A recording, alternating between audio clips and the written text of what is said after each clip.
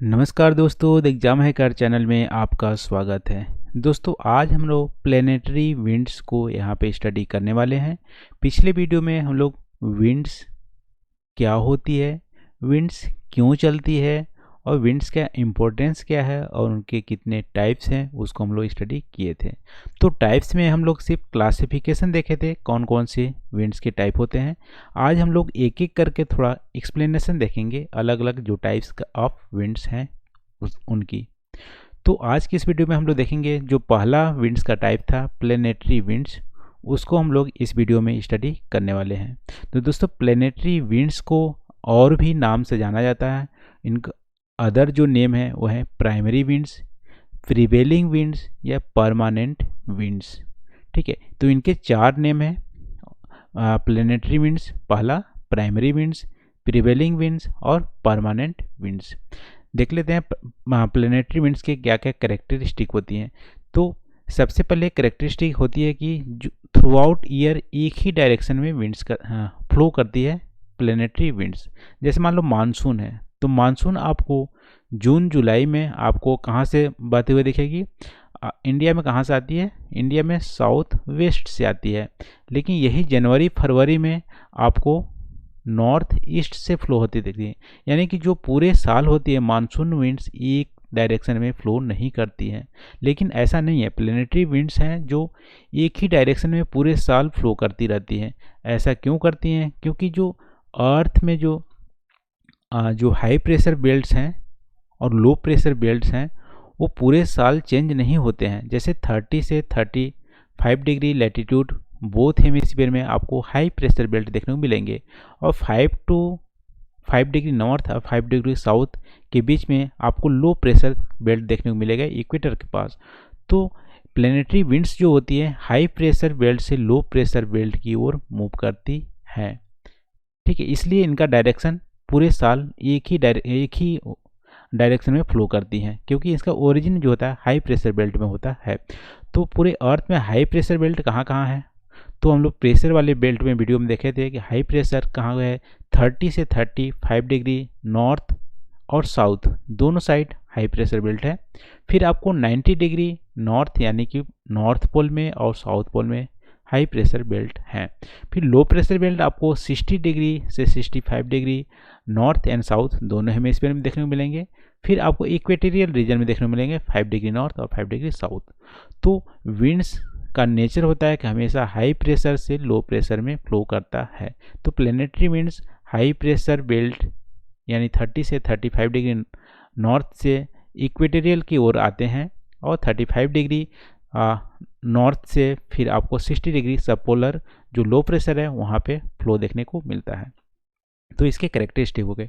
और फिर देखो कोरियालिस फोर्स और फेरेल लॉ के हिसाब से नदर हेमिस्फीयर में कोई भी विंड्स क्या करती है, राइट की ओर डिफ्लेक्ट होती है। जैसे मान लो ये अपना अर्थ है, ये लो प्रेशर बेल्ट है इक्वेटोरियल में, हाई प्रेशर बेल्ट 30 डिग्री वाला यहाँ पे है नॉर्दर्न हेमिस्फीयर में, और सदर्न हेमिस्फीयर में 30 डिग्री पे यहाँ पे हाई प्रेशर है। अब कायदे से ऐसा होना चाहिए कि विंड्स हाई प्रेशर से जनरेट हो और लो प्रेशर में यहाँ पे आ जाए। यानी कि ऐसे आपको सीधा सीधा फ्लो होनी चाहिए, लेकिन ऐसा नहीं होता है। फेरेल लॉ और कोरियालिस फोर्स कैसे जनरेट होती है? ये अर्थ के रोटेशन से जनरेट होती है कोरियालिस फोर्स। फेरेल महोदय ने इन्होंने थोड़ा सिंप्लीफाई कर दिया याद करने के लिए, या सिंप्लीफाई कर दिया कि नदर्न हेमिस्फीयर में जो विंड्स होती हैं वो राइट की ओर डिफ्लेक्ट करती है। अब देखो यहाँ से यहाँ के मूव करेगा तो इनका राइट किधर होगा? इसका राइट तो इधर होगा ना, इस डायरेक्शन में। तो नदर्न हेमिस्फीयर में जो प्लेनेटरी विंड्स होती हैं राइट को डिफ्लेक्ट जाती है। तो यहाँ पे जो यहाँ से जो विंड जनरेट होगी किधर से आएगी? नॉर्थ ईस्ट से आएगी। और अब देखो सदर्न हेमिस्फीयर में कायदे से फ्लो होनी चाहिए ऐसे डायरेक्टली, लेकिन क्या होता है कि लेफ्ट की ओर डिफ्लेक्ट करती है ड्यू टू कोरियालिस फोर्स। तो इसका लेफ्ट किधर होगा? इसका लेफ्ट इधर हो जाएगा। तो आपको यहाँ से जो फ्लो होती है डायरेक्शन में आपको देखने को मिलेगी साउथ ईस्ट से देखने को मिलेगी। तो इतना कैरेक्टरिस्टिक जानिएगा कि प्लैनेटरी विंड्स होती है थ्रू आउट ईयर एक ही डायरेक्शन में फ्लो होती हैं, और कोरियलिस या फेरल लॉ के हिसाब से नदर्न हेमिस्फीयर में राइट की ओर डिफ्लेक्ट होती है और सदर्न हेमिस्फीयर में लेफ्ट की ओर डिफ्लेक्ट होती है, और बहुत ज़्यादा लार्ज डिस्टेंस ट्रेवल करती है, और पूरे कंटिनेंट या ओशियन सब जगह एक समान फ्लो होती है। प्लैनेटरी विंड का कैरेक्टरिस्टिक है। फिर प्लैनेटरी विंड्स जो होती है हाई प्रेशर बेल्ट से जनरेट होती है और लो प्रेशर बेल्ट की ओर मूव करती है। ये रहा कैरेक्टरिस्टिक ऑफ प्लैनेटरी विंड्स या प्राइमरी विंड्स।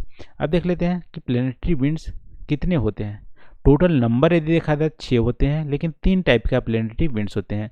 पहला होता है ट्रेड विंड्स, वेस्टर्लीज और ईस्टर्लीज। देखो 6 कैसे होते हैं आपको ये वाले इमेज में कंफर्म हो जाएगा। देखो ये अर्थ का इमेज है, इसमें 6 देखो आप यहाँ पे हाई प्रेशर है, यहाँ पे हाई प्रेशर है, यहाँ पे हाई प्रेशर है, यहाँ पे हाई प्रेशर है। अब देखो एक विंड्स जो 30 डिग्री से चलेगी ओरिजिन होगी और इक्वेटोरियल रीजन की ओर आएगी, इसको बोलते हैं ट्रेड विंड्स। और यहाँ से जो सदर्न हेमिस्फीयर में 30 डिग्री पे ओरिजिन होगी हाई प्रेशर से, और लो प्रेशर 0 पे यानी 5 डिग्री साउथ में फ्लो होगी, तो इसको भी बोलेंगे ट्रेड विंड्स। तो जो 30 डिग्री नॉर्थ और 30 डिग्री साउथ के बीच में जो प्लैनेटरी विंड्स चलते हैं उसको बोलते हैं ट्रेड विंड्स। ये हो गया कॉमन। अब देखो नदर्न हेमिस्फीयर में ट्रेड विंड्स नॉर्थ और ईस्ट से चलती है, क्योंकि जो इक्वेटोरियल रीजन के आते वक्त फेरल लॉ के हिसाब से राइट को डिफ्लेक्ट जाती है, तो राइट को डिफ्लेक्ट होगी तो यहाँ पे जो बंदा है इक्वेटर पे उसको लगेगा कि नॉर्थ ईस्ट से आ रही है, इसलिए इसको बोलते हैं north east trade winds northern hemisphere में। और सदर्न हेमिस्फीयर में देखो यहाँ से हाई प्रेशर से जाएगी तो लेफ्ट की ओर डिफ्लेक्ट होती है, तो यहाँ से आपको देखने मिलेगी साउथ ईस्ट ट्रेड विंड्स। तो ट्रेड विंड्स 2 टाइप के होते हैं यहाँ। नदर्न हेमिस्फीयर में इसको बोलते हैं नॉर्थ ईस्ट ट्रेड विंड्स, क्योंकि नॉर्थ ईस्ट डायरेक्शन से आती है। सदर्न हेमिस्फीयर में साउथ ईस्ट ट्रेड विंड्स बोलते हैं, क्योंकि साउथ ईस्ट डायरेक्शन से आती है। तो ट्रेड विंड्स क्या है, एक प्लैनेटरी विंड्स हैं, और नंबर काउंट करोगे तो 2 हो जाएंगे यहाँ पे, एक नदर्न हेमिस्फीयर में एक सदर्न हेमिस्फीयर में। ठीक है, तो ट्रेड विंड्स अभी हम लोग डिस्कस कर लिए।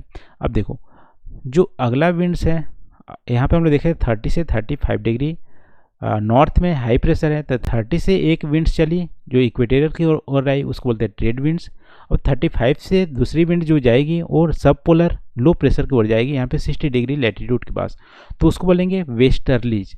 अब देखो वेस्टर्लीज क्यों बोलते हैं, क्योंकि वेस्ट की ओर से चलती है। अब यहाँ पे क्वेश्चन आता है कि ट्रेड विंड्स को नॉर्थ ईस्ट ट्रेड विंड्स में डिवाइड करते हैं, तो वेस्टर्लीज को यहाँ पे साउथ वेस्ट वेस्टर्लीज क्यों नहीं बोलते हैं।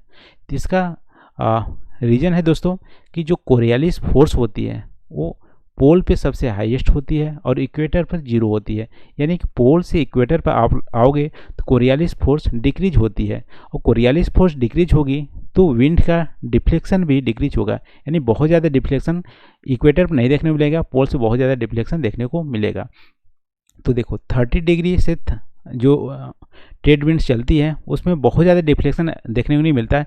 ऐसा लगता है इक्वेटर पर जो बंदा है उसको ऐसा लगता है कि नॉर्थ ईस्ट से आ रहा है, लेकिन जो 35 डिग्री से जो प्लैनेटरी विंड्स जो ओरिजिन होती है वो लो प्रेशर बेल्ट में जाती है, तो यहाँ पे 60 डिग्री पे जो बंदा है उसको लगता है कि वेस्ट से आ रही है, क्योंकि जो विंड्स का डिफ्लेक्शन बहुत ही ज़्यादा हो जाता है, तो इनको ऐसा नहीं लगता कि साउथ वेस्ट से आ रही है, इनको लगता है कि डायरेक्ट वेस्ट से आ रही है, इतना ज़्यादा डिफ्लेक्शन होने के चलते, इसलिए इसको वेस्टर्लीज बोलते हैं, ना कि साउथ वेस्ट वेस्टर्लीज। वैसे ही देखो यहाँ पे सदर्न हेमिस्फीयर में भी जो 35 डिग्री से हाई प्रेशर से ओरिजिन होगी और फिर 60 डिग्री साउथ में लैटिट्यूड में जाएगी तो उसको बोलेंगे वेस्टर्लीज। ये पूरे साल वेस्ट मतलब वेस्ट डायरेक्शन से चलती है, तो ये भी एक प्लैनेटरी विंड्स हो गया। अब देखो फिर तीसरा जो ट्रेड विंड्स है वो 65 डिग्री से ओरिजिन होंगी, और सॉरी ये नदर्न पोल से ओरिजिन होगी क्योंकि यहाँ पे हाई प्रेशर बेल्ट है, 90 डिग्री नॉर्थ से ओरिजिन होगी, और सदर्न पोल में 90 डिग्री साउथ से ओरिजिन होगी। फिर यहाँ से क्योंकि यहाँ पे कोरियलिस फोर्स बहुत ही ज़्यादा होता है, इसलिए जो 65 डिग्री नॉर्थ में जो बंदा है उसको लगेगा कि ईस्ट से आ रही है, इसलिए बोलते हैं पोलर ईस्टर्लीज बोलते हैं। देखो ये राइट को डिफ्लेक्ट हो जाएगी, नदर्न से आ रही है तो राइट को डिफ्लेक्ट होगी, तो इनको लगेगा कि ईस्ट से आ रही है, ईस्टर्लीज इसको बोलते हैं इसलिए। तो यहाँ पे 3 टाइप के प्लेनेटरी विंड्स हैं, ट्रेड विंड्स, वेस्टर्लीज और पोलर ईस्टर्लीज। ट्रेड विंड्स में भी 2 नंबर होते हैं, एक नॉर्थ ईस्ट ट्रेड विंड्स जो नदर्न हेमिस्फीयर में चलते हैं, साउथ ईस्ट ट्रेड विंड जो सदर्न हेमिस्फीयर में चलते हैं, और वेस्टर्लीज भी 2 होते हैं, एक नदर्न हेमिस्फीयर में एक सदर्न हेमिस्फीयर में। फिर ईस्टर्लीज 2 होते हैं, एक नदर्न हेमिस्फीयर में एक सदर्न हेमिस्फीयर में। तो टोटल प्लेनेटरी विंड्स यदि काउंट करेंगे तो 6 आपको देखने को मिलेंगे, लेकिन टाइप्स आपको 3 ही देखने को मिलेंगे जो नदर्न हेमिस्फीयर और सदर्न हेमिस्फीयर में दोनों में सेम होते हैं। तो ये रहा दोस्तों प्लेनेटरी विंड्स जो थ्रू आउट ईयर एक ही डायरेक्शन में फ्लो होती हैं और बहुत ही ज़्यादा लार्ज डिस्टेंस में ट्रेवल करती हैं, और इनका जो ओरिजिन होता है हाई प्रेशर बेल्ट में होता है। अब देखो वेस्टर्लीज को नदर्न हेमिस्फीयर में तो वेस्टर्लीज बोलते हैं, लेकिन सदर्न हेमिस्फीयर में 40 डिग्री लैटिट्यूड पे जब वेस्टर्लीज फ्लो होती है तो उसको बोलते हैं रोअरिंग फोर्टीज, ये सिर्फ सदर्न हेमिस्फीयर में बोलते हैं। फिर 50 डिग्री लैटिट्यूड पे इसको बोलते हैं वेस्टर्लीज को फ्यूरियस 15। फिर 60 डिग्री पे लैटिट्यूड बोलते हैं श्रिंकेज 16। ठीक है, ये क्यों बोलते हैं इसका एक्सप्लेनेशन हम लोग नहीं देते हैं, यदि आपको पता होगा तो प्लीज़ कमेंट करके इसका एक्सप्लेनेशन आप दे सकते हैं। लेकिन सदर्न हेमिस्फीयर में जो वेस्टर्लीज को अलग अलग 3 नामों से जानते हैं, 40 डिग्री पे रोअरिंग 40, 50 डिग्री पे फ्यूरियस 15, 60 डिग्री पे श्रिंकेज 16, और नदर्न हेमिस्फीयर में इसको वेस्टर्लीज ही बोलते हैं।